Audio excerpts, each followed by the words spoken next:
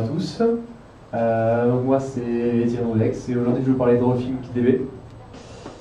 Donc RefingDB, pour rebondir un peu sur la conférence de Brick avant, c'est un système qui est orienté NoSQL et qui va gérer des documents complets, un peu comme MongoDB. Quelques trucs comme ça en vrac, il est distribué sous licence libre, ce qui est toujours pas mal. Il a été créé par la société RefingDB, qui a sorti la première version en 2011. Quoi. Donc c'est un système qui vit depuis 5 ans. Pour information, c'est un système que nous on utilise en production et on en est plutôt content. Donc c'est pour ça qu'aujourd'hui j'ai décidé de vous le présenter. Donc je vais vous présenter en premier lieu le langage, parce que RefingDB utilise son propre langage. Je vais vous présenter les quelques outils qu'il met à notre disposition pour l'utiliser. Et enfin, je vous présenterai le principal avantage, on va dire, de RefingDB, c'est tout ce qu'il fait pour nous au niveau de son architecture. Et enfin, à la fin, je ferai un petit comparatif de performance avec Mongo. Ok, donc oui, RefingDB, ça a l'inconvénient d'être un nouveau langage à apprendre, parce que c'est un langage qui n'appartient qu'à lui, qui n'est utilisé que par lui, mais qui n'est pas si compliqué. C'est une approche fonctionnelle. C'est un langage où on ne va pas avoir de notion de variable ou quoi que ce soit, on va vraiment enchaîner des commandes. Donc ici, je vous donne un exemple de querying. Donc vous allez choisir de taper dans la base MyDatabase, vous allez prendre la table MyTable1, vous allez pouvoir faire des filtres qui correspondraient à un where, on va dire, en MySQL. Donc là, vu que je manipule des documents JSON, je vais pouvoir choisir tous les documents JSON qui ont la clé status available. Je vais pouvoir faire des filtres un peu plus compliqués également. Donc, où je vais pouvoir lui dire que je manipule une colonne, par exemple, que je sais qui est une date. Et je vais pouvoir lui dire que je veux qu'elle soit supérieure à il y a une heure. Et pour finir, je vais pouvoir facilement la trier dans le sens que je veux et lui poser des limites. Donc voilà, cette requête, elle me prend tous mes documents de ma table 1 qui sont disponibles et qui ont été créés il y a moins d'une heure, triés par date de mise à jour, et j'en prends 5. Comment je mets à jour sur ce système sur RefingDB? Je prends mes requêtes de querying, j'en fais ce que je veux, et je finis par faire un update. Donc là, pour toutes mes commandes qui répondaient à mes critères précédents, je vais leur mettre un flag is new à true, et je n'oublie pas de mettre à jour mon update IDAT. Je vais pouvoir faire du map, ce qui est le propre de tous les langages fonctionnels, n'est-ce pas? Ce qui va permettre de transformer mes données avant de les retourner. Donc ici, tout simplement, je prends les documents de ma première table et je vais décider de les retourner sans retourner, par exemple, le mot de passe. Donc, je vais faire mon map et je vais lui dire de ne pas mettre le mot de passe. Et je vais également, par contre, lui demander une information supplémentaire que je n'ai pas de stocker directement dans ma base. Je vais lui dire à la volée de m'ajouter un visit count qui va compter mes visites. Le nombre de visites qu'il peut, par exemple, qui est un tableau, quoi. Vu qu'on est sur un document, JSON, on n'est pas comme dans du MySQL où on stocke pas de tableau. Là, on va vraiment pouvoir stocker un tableau et on va pouvoir donc du coup le manipuler comme un tableau. De la même manière que tout à l'heure une date, je peux la manipuler comme un objet date. Et la transformer. Je vous ai parlé, c'était dans le pitch de ma conf de jointure. C'était pour vous donner envie. C'est assez intéressant sur le papier. Au final, comme nous on s'en sert de RefingDB vraiment comme pour les besoins qu'Emeric exposait sur du NoSQL et du documentaire, on n'a pas tant besoin que ça. Mais c'est vrai que c'est toujours agréable d'avoir, quand on a besoin de faire une jointure, de pouvoir lui dire, de pouvoir la voir et qu'elle se fasse rapidement, quoi, de pas pinailler quand même. Donc voilà, la syntaxe est assez simple. On va lui dire, on prend ma table 1 et on va lui faire un equal join sur la table 2 en lui précisant l'index sur lequel on tape et la table sur le passe. Un vrai intérêt du coup de RefingDB, ça va être la méthode changes. Qu'est-ce qu'elle fait la méthode changes? C'est qu'elle ne va pas me retourner un résultat direct, brut, elle va juste me retourner un flux en fait. Et ce flux en fait, à chaque fois que ma requête que ma table va être mise à jour et que ça va modifier les résultats de cette requête, je vais avoir la liste des documents qui sont concernés par cette modification qui vont être retournés sur mon flux. Donc sur le site de RefingDB, sur l'accueil, il y a une excellente démonstration de ça qui est très intéressante à aller voir. Notamment, voilà, là, avec cette commande-là, je vais surveiller tous les statuts available. Il suffit qu'un de mes documents y ait son statut qui était par exemple là, not available. Il va passer en available, hop, immédiatement, je vais pouvoir avoir tu me perturbes. Je vais pouvoir avoir le résultat, uniquement ce résultat qui a été modifié, pouvoir le traiter derrière, le cliquer, lui faire ce que je veux. Donc au final, c'est un langage quand même assez simple à apprendre. C'est un nouveau langage, il faut faire l'effort, mais au final, on s'y fait très vite, notamment parce que les fonctionnalités, on va dire, de base, elles sont très très instinctives et très faciles à appréhender. Pour faire toutes ces belles requêtes, c'est vrai que je vous ai montré les belles requêtes, qu'est-ce qu'on a à disposition? Donc on a RefillDB embarque son propre petit serveur HTTP et il nous propose donc cette magnifique interface. Donc ça, oui, ça correspond à notre prod. Normalement, il n'y a pas trop de données sensibles.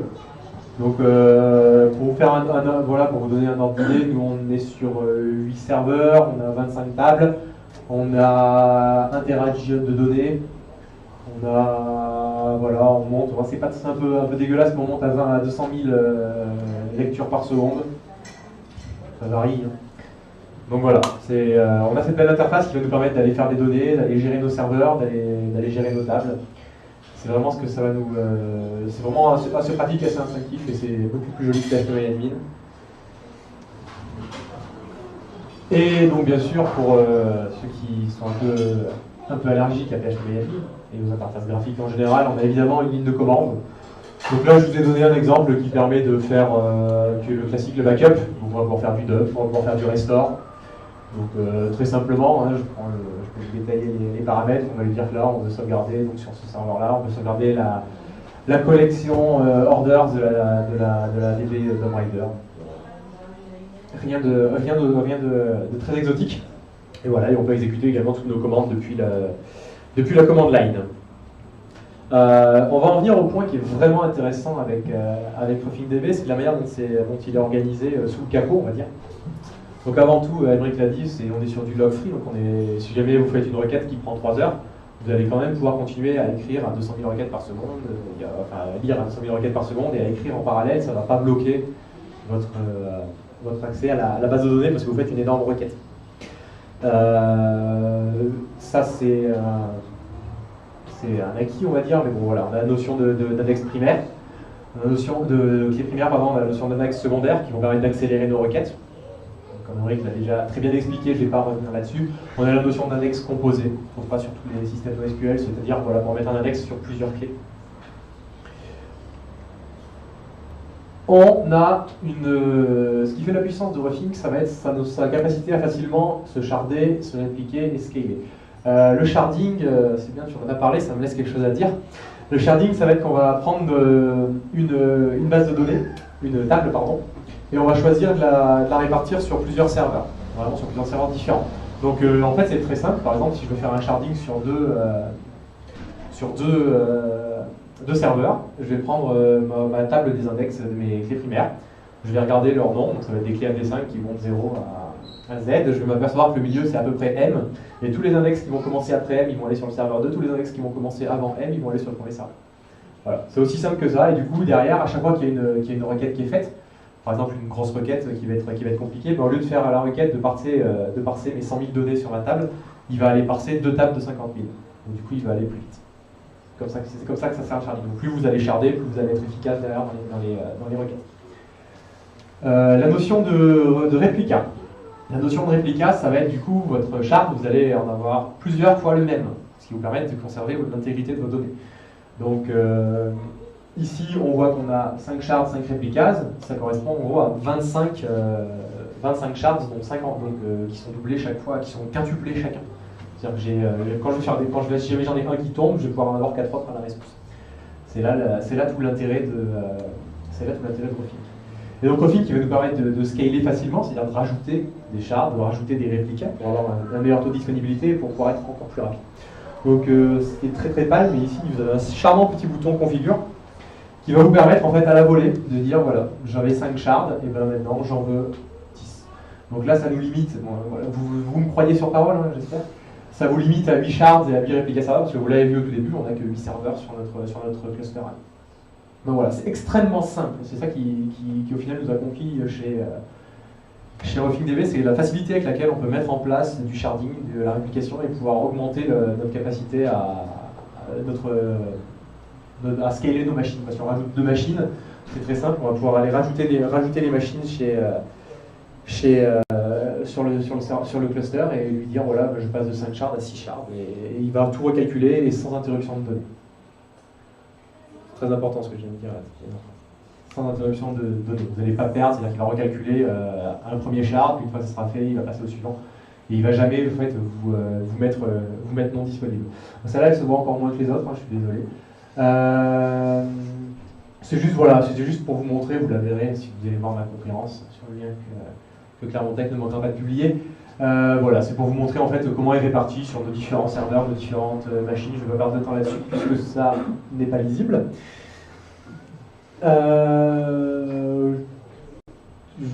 J'ai marqué Raft là-haut, on n'a pas parlé Emric, c'est un petit protocole qui permet justement de gérer, la répartition entre le sharding et le scaling, qui lui justement a la lourde responsabilité de ne pas perdre les données. La définition Wikipédia de Raft, c'est qu'en fait il a été créé pour remplacer un protocole que personne ne comprenait.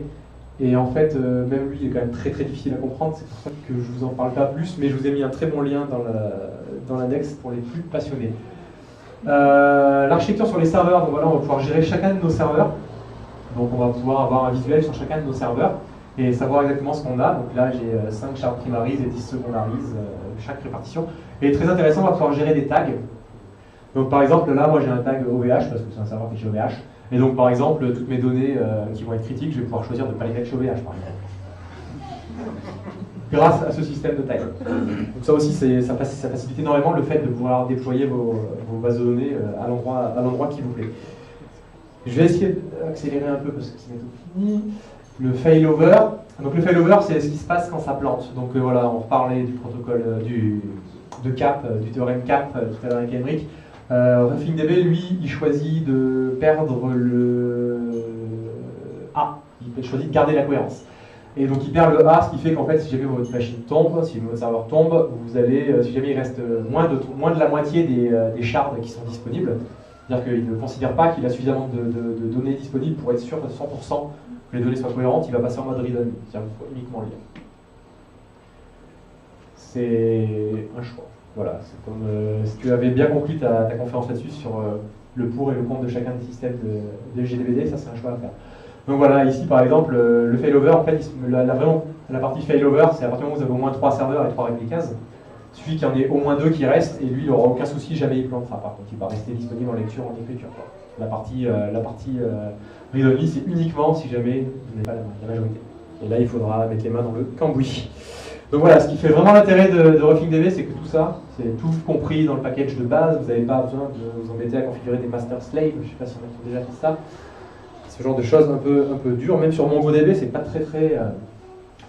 Donc là, je vais un peu passer très vite sur la performance de Mongo. De manière, je vais très vite pas aller trop vite. C'est juste un test que j'ai trouvé sur Internet. On a été à peu près sur les mêmes résultats quand on avait benchmarké à l'époque. MongoDB est beaucoup plus rapide que RefingDB. Voilà. Il n'y a pas de surprise. Parce que MongoDB avance beaucoup plus vite au final que RefingDB. Mais après voilà, tout est relatif avec ce que vous attendez. Je vous laisserai le lire plus en détail si vous voulez prendre le temps de le faire. C'était juste pour conclure là-dessus. Je vous ai mis les sources très intéressantes, notamment donc, la doc de RefingDB qui explique très bien son architecture, le protocole Raft et le Workbench, ni plus ni moins. Voilà, je vous remercie pour votre attention. Et si vous avez des questions, je vais pour des questions. La question qui sera après, malheureusement. Bon, d'accord. Eh bien, n'hésitez Une pas. question assez rapide en fait. Quand tu mets comparaison entre MongoDB et RefingDB, les chiffres c'est peut-être parce que MongoDB, il n'y a pas des conditions de garantie sur les données qui sont par défaut aussi importantes. Par défaut, MongoDB il est rapide parce qu'il n'y a aucune contrainte. Et donc si tu as une partition à ce moment-là, boum, tu perds. Exactement, mais Voilà. je suis entièrement d'accord Voilà. avec ce constat. Mais en fait je m'attendais à qu'on me pose la question, mais il n'y a pas eu le temps pour les questions, c'est par rapport à MongoDB, est-ce que c'est mieux, c'est vrai que ça reste, voilà, ça a un coût, donc ça reste plus lent que... Ça reste plus lent. Voilà. Mais ouais, c'est une excellente présence.